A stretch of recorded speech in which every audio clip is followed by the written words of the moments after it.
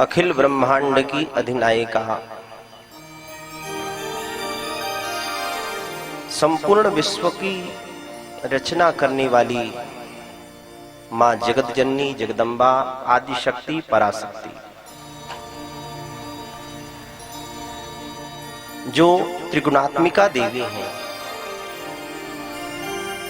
जिनका साक्षात श्री विग्रह श्रीमद् देवी भागवत महापुराण, इस दिव्य देवी भागवत महापुराण की ज्ञान गंगा में गोता लगाने पधारे समस्त भक्त वृंद, भक्ति शक्ति स्वरूपाओं माताओं बहनों,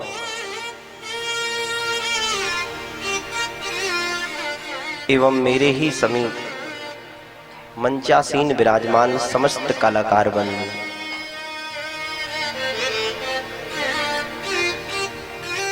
विप्र देवता, ब्राह्मण देवता और सोशल मीडिया के माध्यम से जो इस कथा को दूर दूर तक आप लोगों तक पहुंचाने का जो कार्य प्रयास कर रहे हैं, ऐसे श्री धाम वृंदावन से पधारे हमारे भैया जी एवं उनके समस्त साथी परिकर, विज्ञान का ही सदुपयोग करते हुए YouTube और Facebook के माध्यम से जो मुझे सुन पा रहे हैं, देख पा रहे हैं, अपने अपने घर पर बैठे हुए जो दिव्य इस कथा का रसपान कर रहे हैं, उन सभी के हृदय में विराजमान होने वाली पराशक्ति आदि शक्ति को हम सब लोग नमन करते हैं।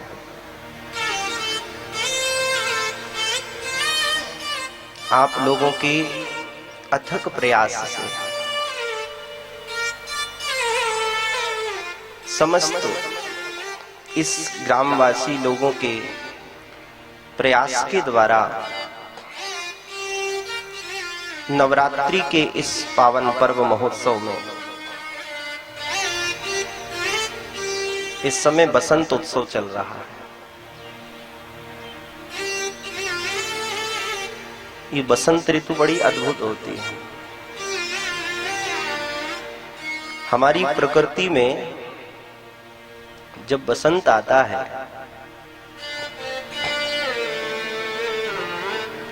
तो सारी वृक्षावली, संपूर्ण प्रकृति इस बसंत ऋतु, इस नए वर्ष का आनंद उठाती है।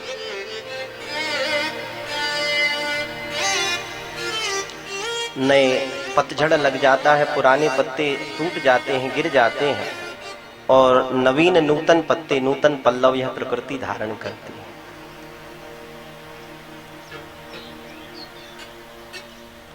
नवरात्रि के इस पावन पर्व महोत्सव का आज 7वां दिवस।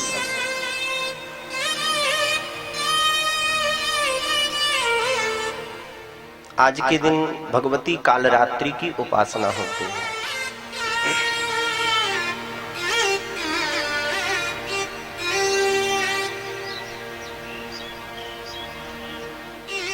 आप लोग बड़े अपूर्व दिव्य भाव से विगत 6 दिनों से इस कथामृत रसधारा में प्रवाहित अवगाहन कर रहे हैं, इस कथा का आस्वादन कर रहे हैं।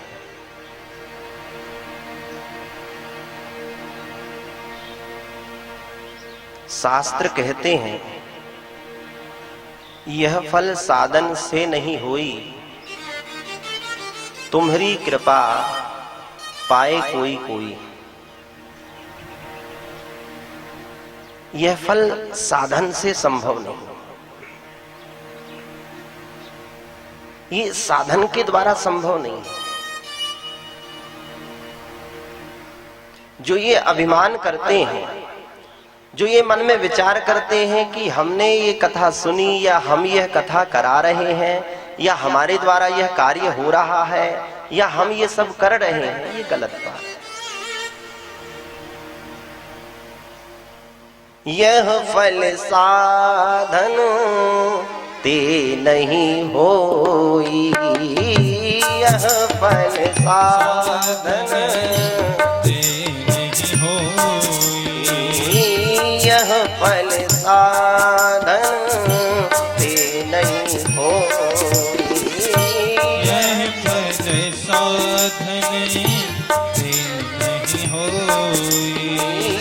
तुम्हारी कृपा पाए कोई कोई, तुम्हारी कृपा पाए कोई कोई, तुम्हारी कृपा पावे कोई कोई, तुम्हारी कृपा पावे कोई कोई।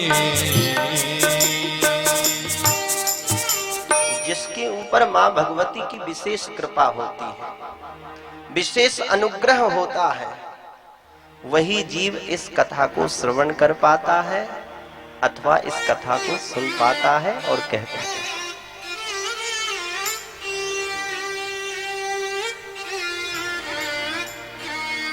कहते हैं कवि बड़ी सुंदर बात कहते, वो तैरते तैरते भी डूब गए, वो तैरते तैरते भी डूब गए जिन्हें खुद पर गुमान था, और वो डूबते डूबते भी बच गए जिस पर तू मेहरबान था।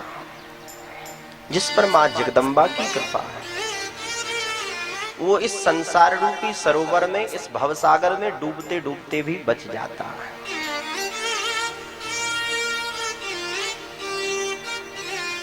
आप लोगों ने देखा होगा जब जयकारा लगाते हैं तो हम लोग दोनों हाथ ऊपर खड़े करके जयकारा लगाते हैं। जयकारा जोता वालिदा बोल सांची दरबार की जय। दोनों हाथ ऊपर खड़े करके जयकारा लगाते हैं। क्यों? क्यों दोनों हाथ ऊपर खड़े करते हैं? क्योंकि जब व्यक्ति किसी सरोवर में, किसी नदी में, किसी जलाशय में स्नान करता है और स्नान करते करते जब वो कहीं डूबने लग जाता है तो वो क्या करता है? पूरा शरीर जब उसका डूबने लग जाता है तो वो अपने दोनों हाथ ऊपर करके, उठा करके रक्षा की याचना करता है। बचाओ बचाओ, मुझे कोई मेरी रक्षा करो, मैं डूब रहा हूं, मुझे बताओ।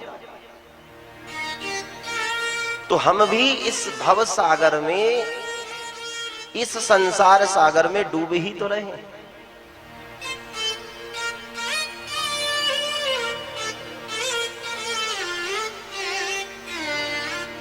अच्छा, इस संसार को संसार सागर कहते हैं।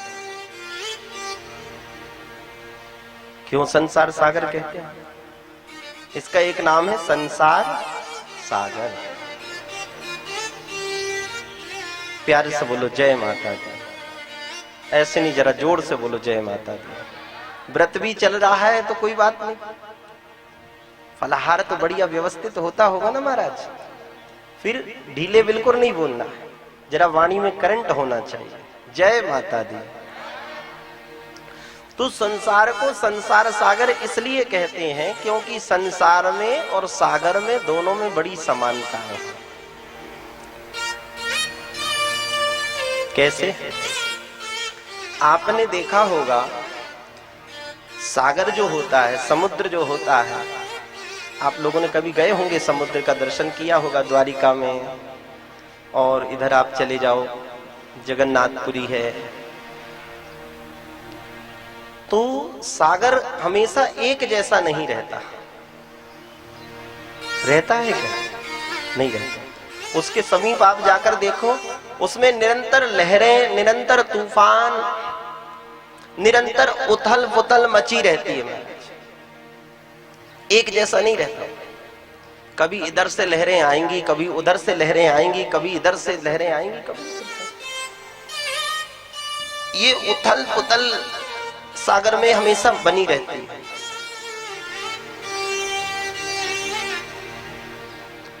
ठीक इसी प्रकार भी इस संसार में, यह संसार भी एक जैसा नहीं रहता हमारा।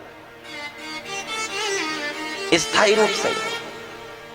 कभी इधर से आंधी आती है, कभी उधर से आंधी आती है, कभी कोरोना की आंधी आ जाती है। अभी इसके पूर्व 2 वर्ष पहले क्या हुआ, उथल पुथल तो मची हुई थी।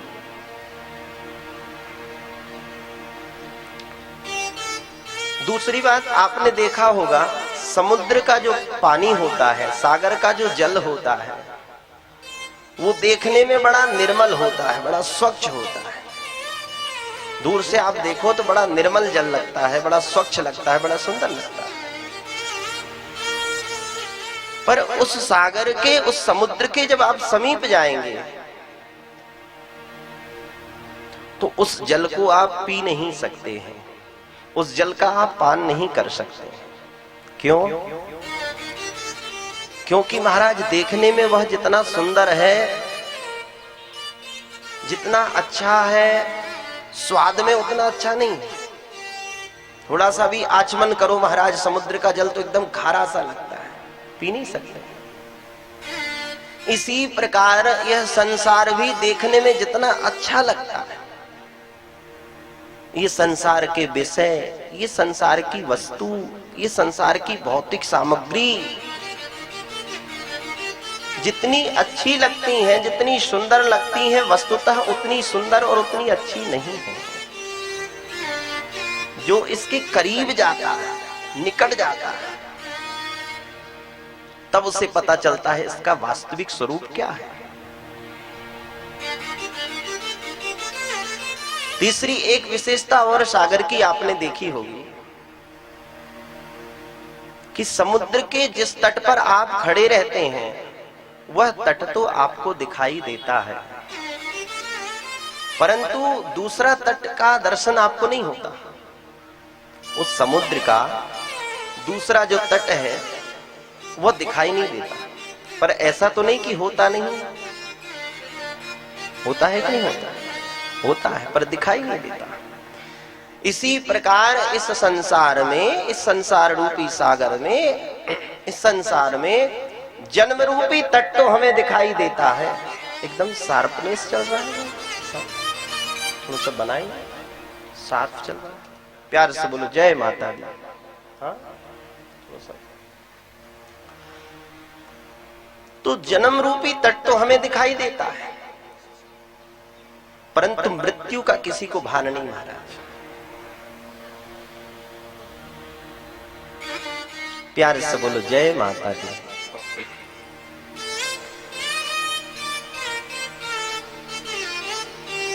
जो अपना कल्याण चाहता है,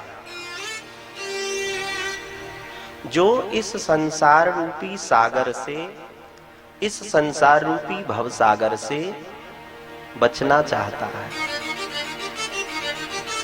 उसके लिए श्रीमद् देवी भागवत महापुराण का जो ग्रंथ है ये एक नौका की तरह है। जैसा किसी सागर से हमें किसी समुद्र से यदि पार होना है तो एक नौका की आवश्यकता होती है, नाव की आवश्यकता होती है। तो इस श्रीमद् देवी भागवत महापुराण रूपी दिव्य नौका का आश्रय लेकर के हम इस भवसागर से बच सकते हैं। क्योंकि मनुष्य के जीवन में अनेक दुख हैं। जन्म दुखम, जरा दुखम, जाया दुखम, पुनः पुनः, अंतकाले महादुखम, तस्मात् जाग्रत जाग्रही। जन्म लेना ही दुख का कारण है। जन्म दुखम,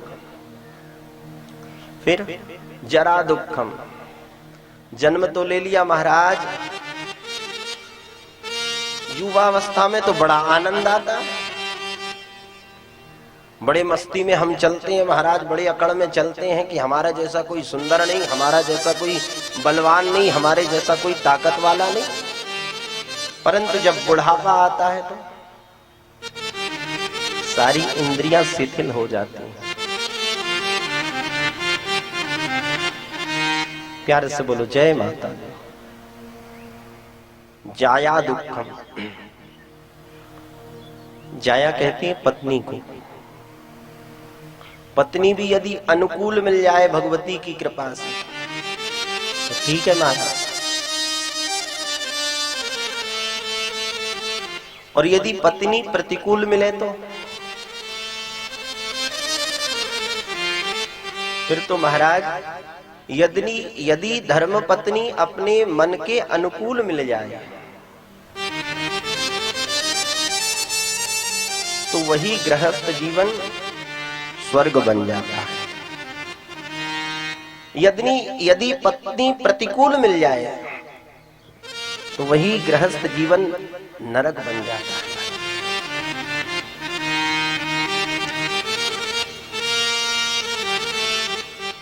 मां भगवती की ऐसी अनुकंपा है, ऐसी अनुग्रह है कि जिसका विवाह यदि नहीं हुआ है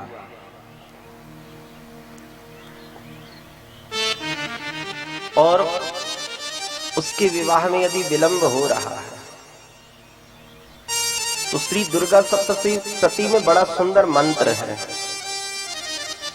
उस मंत्र का यदि जाप किया जाए, उस मंत्र से यदि अनुष्ठान किया जाए, संपुटित यदि दुर्गा सप्तशती का पाठ किया जाए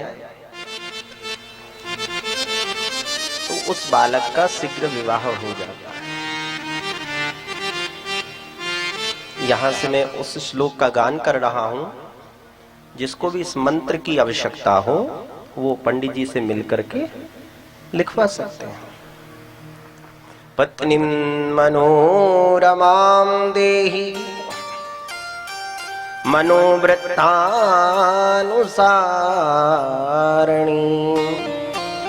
तारिणीं दुर्ग संसार सागरस्यं कुलोद्भवा। इस श्लोक का यही अर्थ है कि हे मां भगवती, ऐसी कृपा करो कि पत्नी मनोरमाम देहि, मुझे ऐसी पत्नी प्राप्त हो जो मन को रमण करने वाली हो, मेरे मन के अनुकूल हो, मेरी मन की वृत्तियों के अनुसार वह चले। पत्नी शब्द का ही अर्थ होता है पतनात् त्रायते इति पत्नी, जो अपने पति को पतन होने से, पतित होने से बचा ले, उसे पत्नी कहते हैं।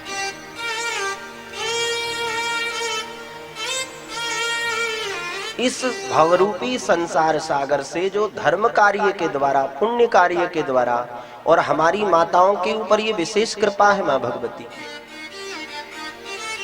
आपने देखा होगा हमारे पुरुष वर्ग उतने धर्म में रुचि नहीं रहती, दान में, पुण्य में। हमारी माताओं को देखो महाराज, दान में, पुण्य में, यज्ञ कार्य में, अनुष्ठान में, धर्म कार्य में, पूजा में, पाठ में सबसे आगे। कथाओं में भी महाराज इनकी संख्या कुछ अधिक ही होती है, इसीलिए तो इनको धर्मपत्नी कहा जाता है। किसी पति को धर्मपति नहीं कहते, पर माताओं को ही धर्मपत्नी कहा जाता है, क्योंकि धार्मिक कार्य क्षेत्र में इनका कुछ योगदान विशेष होता है।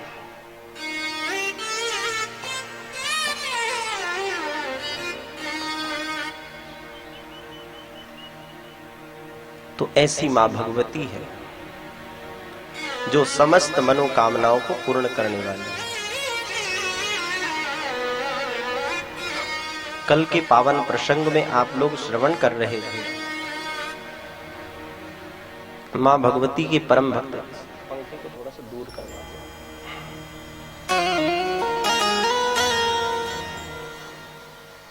सुदर्शन जो राज्य से तिरस्कृत हो गए थे, और अपनी मां मनोरमा के साथ में भरद्वाज ऋषि के आश्रम में आए हैं। भरद्वाज ऋषि ने आश्रय प्रदान किया है। मां भगवती ने स्वप्न में दर्शन देकर के साक्षात सुदर्शन को आदेश दिया कि बेटा,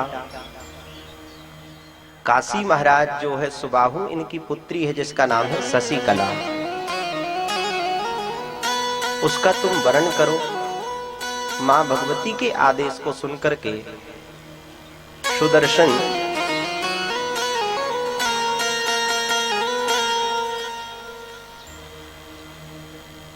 काशी पहुंचे। वहां पर देवी शशिकला के साथ बड़े धूमधाम से एकांत नितांत में महाराज सुबाहु ने विवाह किया।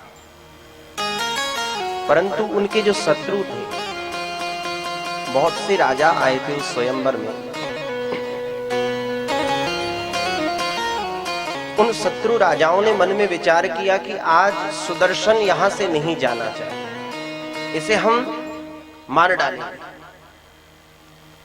ऐसी इच्छा लेकर के अनेक राजा शस्त्र अस्त्र लेकर के महाराज नगर के बाहर खड़े थे।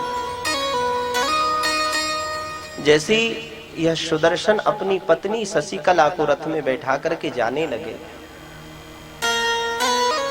तो उसी समय क्या देखा कि चारों तरफ महाराज ले ले हथियार सैनिक खड़े हुए हैं। युद्धाजित शत्रुजित भी मारने की इच्छा लेकर के महाराज तैयार है। मां भगवती इतनी दयालु है, इतनी कृपालु है, इतनी करुणावान है कि यदि साक्षात काल भी, साक्षात मृत्यु भी आपके सन्मुख आ जाए और मां भगवती यदि कृपा कर दे तो वो मृत्यु के मुख से भी बचा सकती है। ये शक्ति की कृपा है।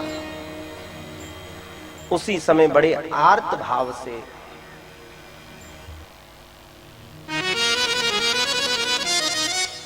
मां भगवती का स्मरण किया है इस सुदर्शन ने। उसी समय आकाश में अष्टभुजा रूप धारण करके सिंह पर सवार होकर के मां जगदम्बा प्रकट हो गई। प्रादुर्बभूव सहसा देवी सिंहो परिस्थिता नानायुधधरा रम्या वराभूषण भूषिता। अनेक आयुध को धारण किए हुए मां जगदम्बा तत्क्षण प्रकट हो गई। अपने तीक्ष्ण बाणों के द्वारा जितने भी सैनिक थे, जितने भी राजा महाराजा जो शत्रु भाव से मारने की इच्छा से जो खड़े हुए थे, सबको मां भगवती चंडिका ने समाप्त कर दिया।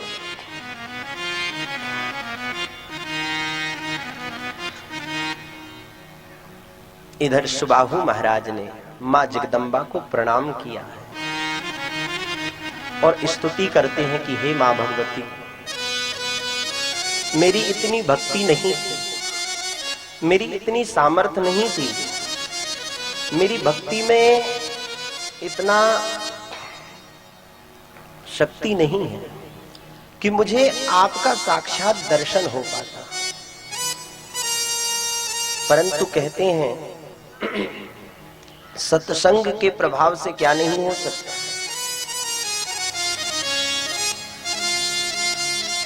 संगति से क्या प्राप्त नहीं हो सकता। आज मैंने अपनी जामाता सुदर्शन का सानिध्य ग्रहण किया तो आज मुझे आदि शक्ति पराम्बा का दर्शन प्राप्त हो गया। सत्संगति कथा महो न करो तु कामम् प्रसंगिकामि विहिता खलु चेतसोधि। आज मेरा अंतःकरण, आज मेरा चित्त, आज मेरा मन एकदम निर्मल हो गया है। बोले जामातुरस्य विहितेन समागमेन प्राप्तं मया बुधमिदं तव दर्शनं वै। आपका मुझे दर्शन प्राप्त हो।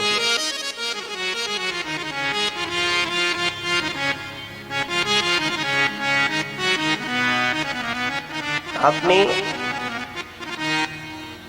एक तिनके को देखा होगा। एक धूल से मिश्रित तिनका यदि वायु का संग कर ले, हवा का संग कर ले, तो वो आसमान को भी छू लेता है।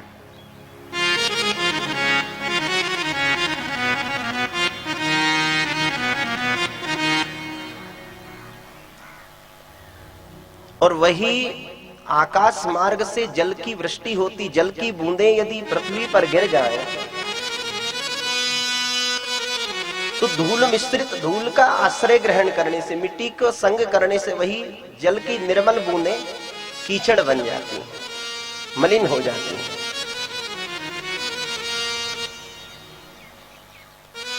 गगन चढ़ई रज पवन प्रसंगा, उस पवन की, उस वायु के संग करने से एक रज भी आकाश को स्पर्श करने लगे। इसी भाव में एक बड़ा अद्भुत कथा मुझे स्मरण आती है कि एक सेठ जी थे। सेठ जी बड़े ही कृपण थे महाराज।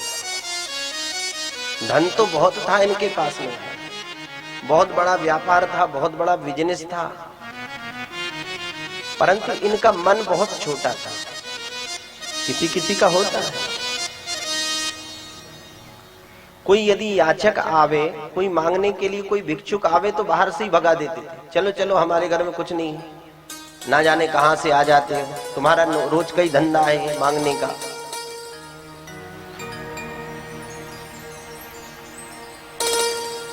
उनका एक बेटा था, उसका विवाह एक कुलीन कन्या के साथ में हुआ। अच्छे परिवार की बेटी थी, धार्मिक प्रवृत्ति थी। अपने पिता के घर में ही ऐसे संस्कार उसे मिले थे, दान करना, पुण्य करना, याज्ञादि कर्म करना, याचकों को दान देना। और ध्यान देना, ये जो याचक आते हैं, ये जो भिक्षुक आते हैं, ये भीख मांगने नहीं आते।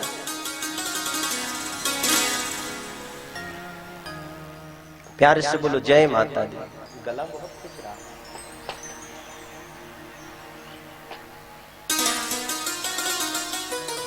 याचक मांगने के लिए नहीं आते।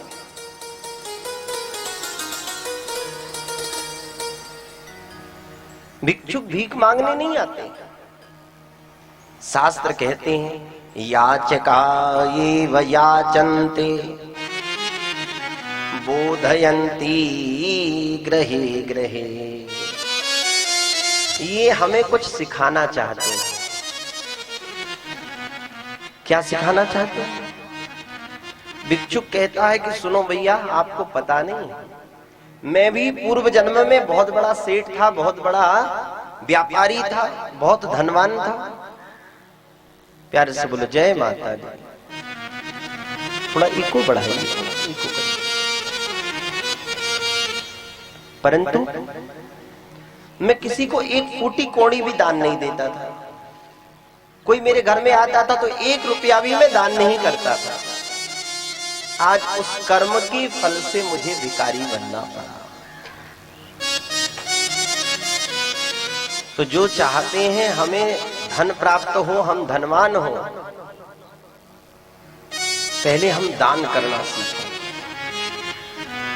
तो वो नववधू आई, ब्याह हुआ बेटे का, तो राजा के घर में एक संत आए, उस सेठ जी के घर में,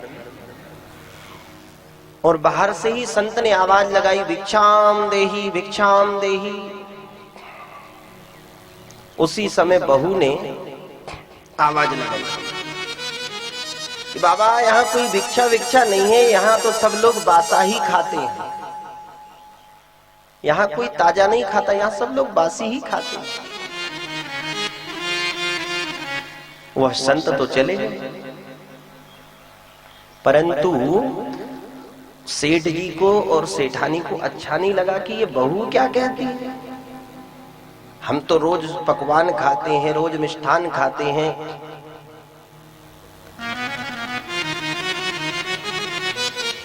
रोज अच्छा अच्छा भोजन बना करके पाते हैं, और ये हमारी बहू कहती है कि यहाँ सब लोग बासा ही खाते हैं, बासी ही खाते हैं। सेठ जी को अच्छा नहीं लगा। बहू से पूछ लिया, बेटी तुमने अभी अभी कहा कि यहाँ हमारे घर में सब लोग बासा ही खाते हैं, इसका अर्थ हम समझ नहीं पाए, क्या तुम बता सकती हो? बहू मुस्कुराई और कहने लगी, पिताजी बात ये है कि आपने पूर्व जन्म में बहुत अच्छा कर्म किया, बहुत श्रेष्ठ कर्म किया, दान किया, पुण्य किया, यज्ञ किया, अनुष्ठान किया, जिस पुण्य के फलस्वरूप आपको धन प्राप्त हुआ, वैभव प्राप्त हुआ। आप इतने बड़े सेठ जी बने, इतना बड़ा आपका व्यापार है, ये आपकी पुरानी कमाई है जिसको आप लोग अभी उपभोग कर रहे हैं। ये पुराना बैलेंस है, इसी को बासा कहते हैं।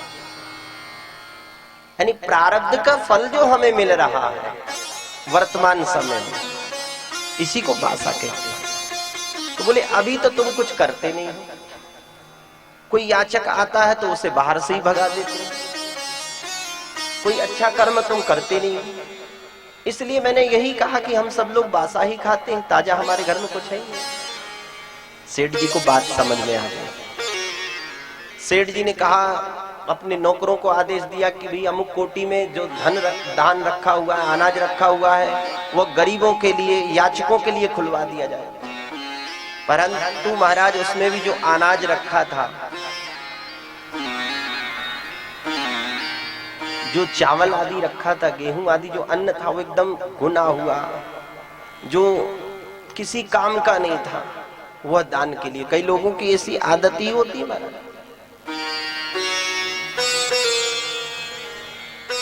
दान भी वही वस्तु का करना चाहिए जो वस्तु किसी के उपयोग में आ सके।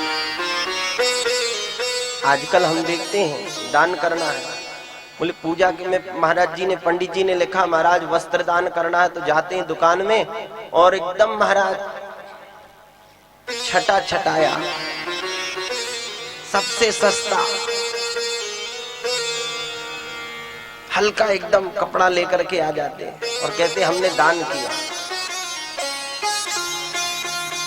अपने लिए यदि बाजार से कुछ फल लाना है तो महाराज अच्छे अच्छे फल, महंगे महंगे फल खरीद के लाएंगे। उनकी जो सेठ जी की बहू थी, जो आटा, जो चावल, जिस आटे को दान में दिया जाता था, उसी आटे की रोटियां बना दी महाराज, एकदम काली काली सी, और सेठ जी के सामने थाली परोसा गया।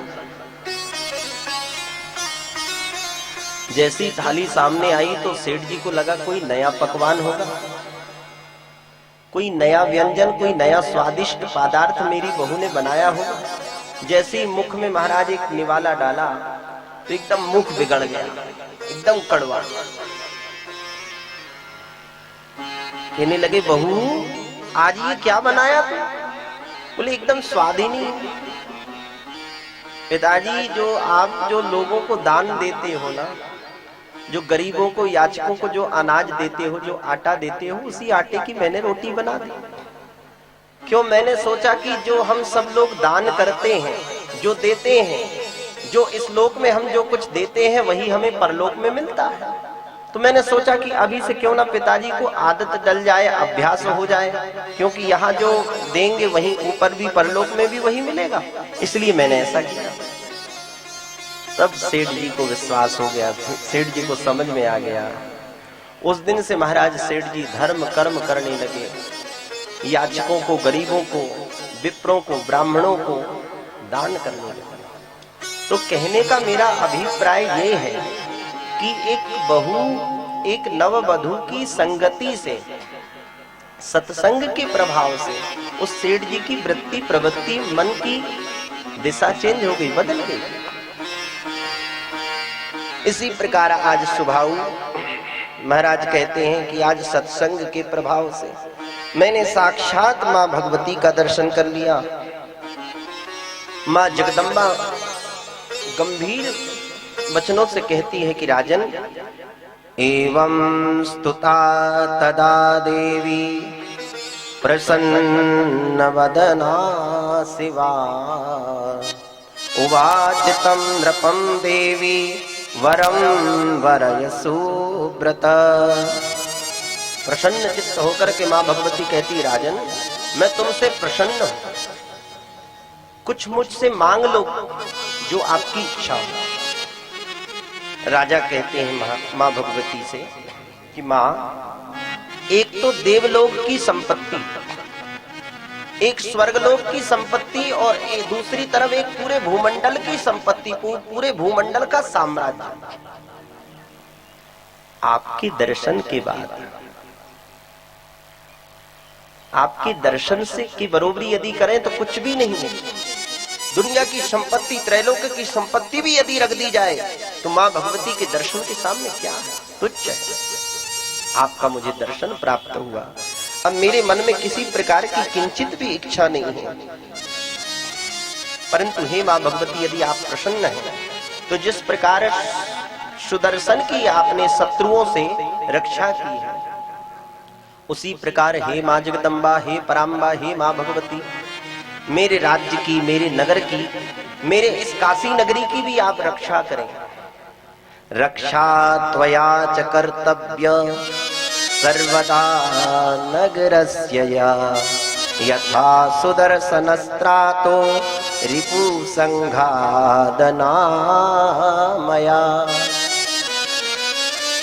मां भगवती प्रसन्न हो गई और कहने लगी, राजन जब तक ये पृथ्वी रहेगी, जब तक ये धरती रहेगी संसार में, तब तक मैं काशी में अन्नपूर्णा के नाम से विराजमान रहूंगी और सदैव तुम्हारे इस काशी नगरी की मैं रक्षा करूंगी।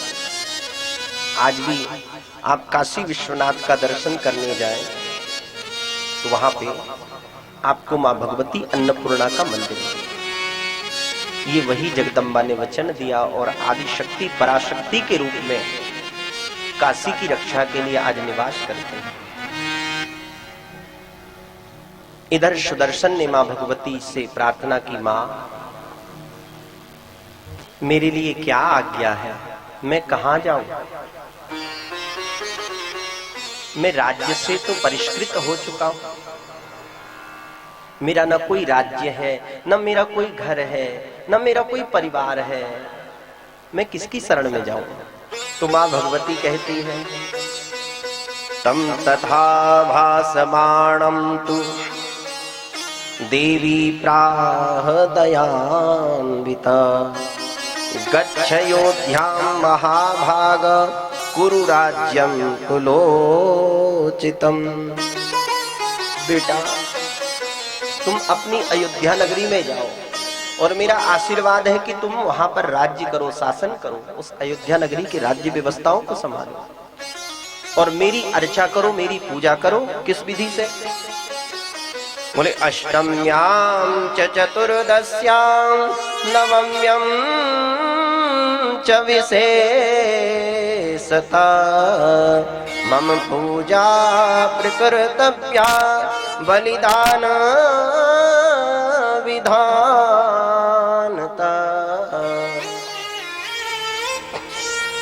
अष्टमी, चतुर्दशी और नवमी मां भगवती की आराधना के लिए, मां भगवती की उपासना के लिए ये तीन तिथियां बड़ी उत्तम मानी गई, बड़ी शुभ मानी गई। अष्टमी, नवमी और चतुर्थी, इन तिथियों को जो मां जगदम्बा की अर्चना, वंदना, पूजा, भक्ति करता है उसकी सारी मनोकामनाएं पूर्ण हो जाती हैं। मां भगवती कहती है, बेटा हर नगर में, हर राज्य में मेरी मूर्ति की प्रतिष्ठा कर।